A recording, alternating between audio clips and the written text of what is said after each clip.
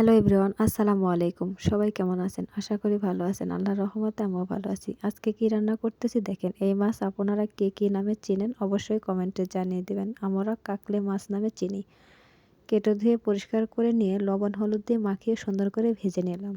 ভাজার পরে মরিচ এবং কাঁচা পেঁয়াজ কুচি দিয়ে সুন্দর করে ভেজে নেওয়ার পরে দিয়েছি অল্প পরিমাণে পানি। তার মধ্যে দিয়েছি অল্প পরিমাণে আদা রসুন এবং জিরা বাটা।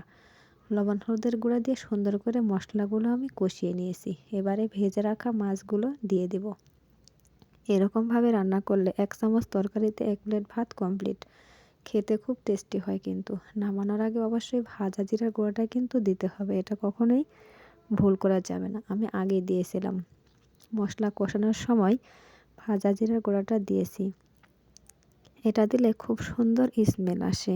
এই রান্নাটা খুব সুন্দর, খেতেও দারুণ মজা। এই যে দেখেন রান্নাটা কিন্তু কমপ্লিট হয়ে গেছে। খুব সুন্দর হয়েছে। এত সুন্দর স্মেল আসতেছে, এখনই খেতে মন চাচ্ছে। তারপর রান্না করেছি সবজি দিয়ে মাছ।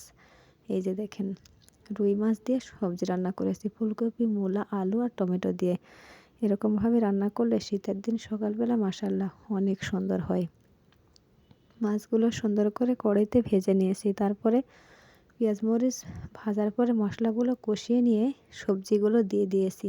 এই যে দেখেন সবজিগুলো দিয়ে সুন্দর করে কষিয়ে নেব। কুমড়ো বড়ি দিয়ে তরকারি রান্না করলে খুব ভালো লাগে। আমি কুমড়ো বড়িও দিয়েছি। এই যে দেখেন তরকারি কষানোর পরে পরিমাণ মতো পানি দিয়েছি। এবারে বেশ কিছুক্ষণ রান্না করে নিতে হবে।